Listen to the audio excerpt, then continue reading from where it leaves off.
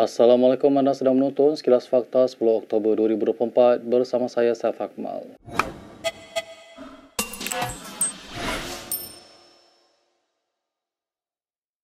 Mahkamah Persekutuan hari ini dimaklumkan bahawa keluarga Altan Tuya Syaribu menyokong hukuman mati digantikan dengan penjara terhadap pembunuhnya, Azilah Hadri. Ia dibuat semasa pendengaran permohonan Azilah untuk menukar hukuman mati kepada penjara seumur hidup berhubung pembunuhan yang berlaku 18 tahun lalu. Altan Tuya, 28, dibunuh di kawasan terpencil di Shah Alam, Selangor pada Oktober 2006 dengan mayatnya diletupkan dengan bahan letupan grade tentera. Semasa prosiding di hadapan panel tertinggi yang dipengerusikan oleh Ketua Hakim Negara Tengku Maimun Tuan Mat, Peguam Azilah, J. Kildip Kumar, membacakan surat dari bapa mendiang. Isi kandungan surat itu menyebut, bapa mendiang telah menulis secara rasmi memohon pengampunan bagi hukuman Azilah yang ditukar kepada penjara seumur hidup.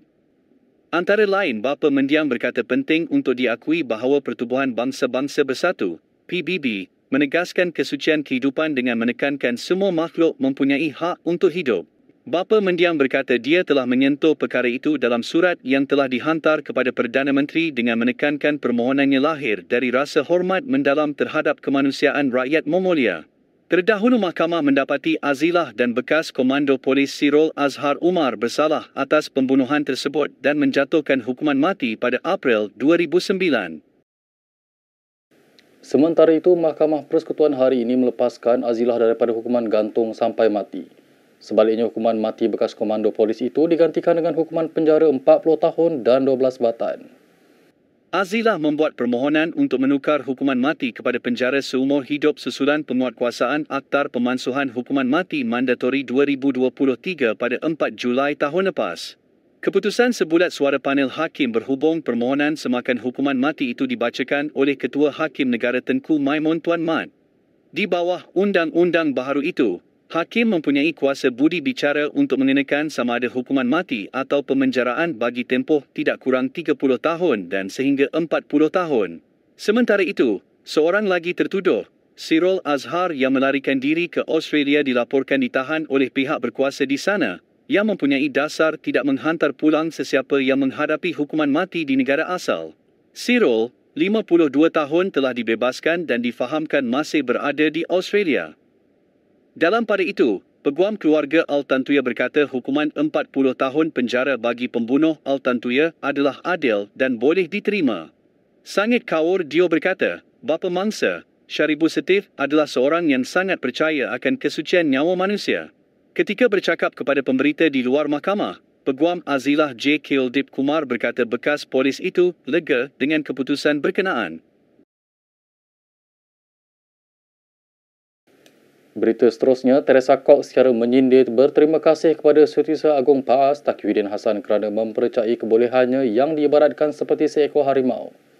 Naib Pengerusi DAP itu berkata kepada Malaysia Kini, dia juga ingin percaya rakyat yang mengundinya mahu harimau mewakili mereka di dalam dan luar parlimen. Enggan membahas lanjut kenyataan Taqiyuddin, ahli parlimen seputih itu menegaskan dia sentiasa mempertahankan kepentingan negara dan rakyat tanpa mengira bangsa dan agama. Kok mengulas Taqiyuddin yang mengaitkan namanya ketika membidas ahli akademik, Tajuddin Muhammad Rasdi.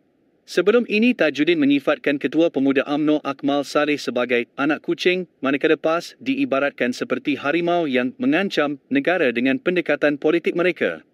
Menggunakan logik anak kucing harimau, Taqiyuddin mendakwa Kok yang bergeser dengan Akmal mengenai isu pensijilan halal mempunyai potensi lebih besar menjadi harimau berbanding Akmal dan PAS. Mengulas lanjut, Kok meminta PAS dan Taqiyuddin agar tidak menggunakan DAP sebagai alasan atau mengada-adakan ancaman untuk menutup kelemahan dalam menangani isu-isu yang lebih penting. Kok turut menasihatkan Taqiyuddin tidak mengalihkan fokus dari isu yang mendesak yang memberi kesan kepada rakyat dengan mengaitkan pihak lain, kerana ia jelas tindakan yang dangkal. Dalam perkembangan lain, Naib Presiden UMNO Wan Rosdi Wan Ismail menyokong teguran Presidennya Ahmad Zahid Hamidi agar tegangan antara pimpinan parti dalam kerajaan perpaduan tidak dipanjangkan. Wan Rosdi yang juga Menteri Besar Pahang turut bersetuju dengan apa yang diputuskan kepimpinan tinggi UMNO dalam hal berkenaan. Wan Rosdi berkata demikian ketika diminta mengulas mengenai tindakan segelintir pemimpin UMNO yang dilihat mengusik parti dalam PH. Terdahulu, Zahid berkata dia enggan memanjangkan ketegangan antara pemimpin parti-parti kerajaan. Zahid juga berkata PH tidak perlu membuat sebarang permohonan maaf kepada UMNO dan dia juga meminta pemimpin UMNO menghentikan serangan. Zahid turut menggesa supaya hormat menghormati antara satu sama lain dan mengekalkan keadaan serta situasi perpaduan kerajaan ketika ini. Ia selepas ahli MKT UMNO Noor Jazlan Mohammed menggesa PH memohon maaf kerana berdekad-dekad memberi gambaran buruk kepada partinya. Noor Jazlan kemudian berkata dia akur dengan arahan Zahid dan sedia menghentikan serangannya terhadap PH. Tajuk tepat untuk artikel Dr. Mahathir Mohamad mengenai kerajaan yang mengamalkan dasar campur tangan dengan kapitalisme yang tidak terkawal ialah orang kaya Mahathir lawan rakyat miskin. Timbalan pengerusi PSMS Aru Chelvan berkata demikian mengulas peringatan Mahathir bahawa tanpa dasar campur tangan kerajaan, jurang antara kaya dan miskin boleh mencapai kemuncak. Namun, Aru Chelvan mendakwa Mahathir juga bapa ekonomi, neoliberalisme dan kronisme di Malaysia. Dan yang paling penting kata Aru Chelvan kepada Malaysia kini, Mahathir bapa kepada bilioner Mirzan dan Mokzani, yang kekayaan mereka kini disiasat oleh SPRM. Aru Chelvan mengingatkan Mahathir tentang tindakan campur tangan yang pernah dilakukan dan yang gagal dilakukan olehnya semasa menjadi Perdana Menteri 22 tahun. Menurut Aru Chelvan, walaupun Perdana Menteri kedua Abdul Razak Hussein memainkan peranan penting menangani kemiskinan, Mahathir pula diberi kredit kerana mencipta dan memperkayakan segerintir individu dan ahli perniagaan kaya. Semasa krisis keuangan Asia 1997 dan 1998 ketika ramai orang terjejas, Mahathir campur tangan menyelamatkan Tajuddin Ramli yang pada masa itu memiliki kepentingan dalam MAS serta syarikat anaknya Konsortium Perkapalan Berhad pada 1998. Aru Chelvan mendakwa dasar penswastaan Mahathir memberi kesan dan mengakibatkan perkhidmatan seperti hospital dan pendidikan tidak mampu dinikmati oleh golongan miskin. Ketika Mahathir memperkenalkan dasar pandang ke timur, Aru Chelvan berkata ia membuka pintu kepada pelabur kaya manakala kesatuan sekerja dan sumber manusia dinafikan hak untuk berorganisasi demi memperbaiki nasib mereka. Dalam pada itu, Ketua Pemuda Bersatu Wan Ahmad Faisal mendakwa Presiden Parti Muhyiddin Yassin sangat sedih dan kecewa kerana terdapat ahli MPT tidak menurut petua berhubung pemilihan parti itu bulan depan. Menurut Wan Faisal, tindakan pemimpin terbabit merebut jawatan naib presiden dilihat melanggar keputusan disepakati mereka yang turut menghadiri mesyuarat MPT. Memetik portal FMT, Wan Faisal yang enggan menamakan pemimpin terbabit mempersoal mengapa mereka berbuat demikian walaupun bersetuju dengan rancangan itu dan menyifatkan ia tidak bertanggungjawab. Mengulas lanjut, Wan Faisal berkata dia boleh terima jika pemimpin yang mencabar jawatan naib presiden tidak berada dalam mesyuarat MPT. Bersatu dijadual mengadakan pemilihan partinya bulan depan.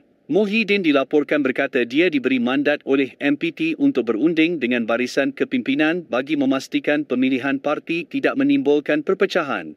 Menerusi pelan kompromi, Muhyiddin kekal menerajui Bersatu dan dibantu Hamzah Zainuddin sebagai timbalannya, manakala Ronald Kiandi dan Razzie Jidin, selain timbalan Presiden, Ahmad Faizal Azumu dicadangkan mengisi 3 kerusi naib Presiden. Berikut beberapa lagi ringkasan berita untuk hari ini.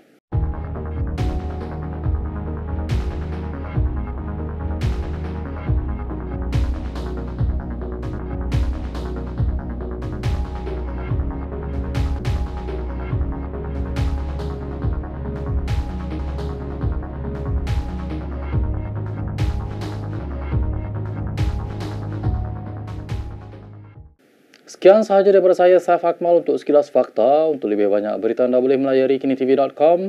Anda juga boleh mengikuti kami di Instagram, Twitter, YouTube dan Facebook. Salam hormat dan jumpa lagi.